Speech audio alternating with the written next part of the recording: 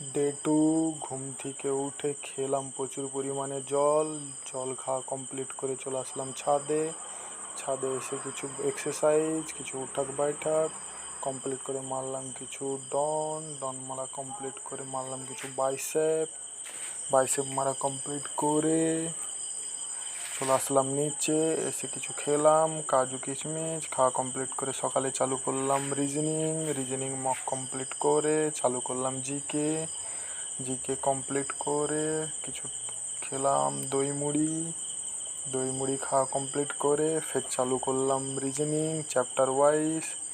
তারপরে বিকালবেলা রেস্ট নিয়ে শুরু করলাম math chapter wise. Math complete করে নিলাম ছোট টি ব্রেকের পর চালু হলো ফের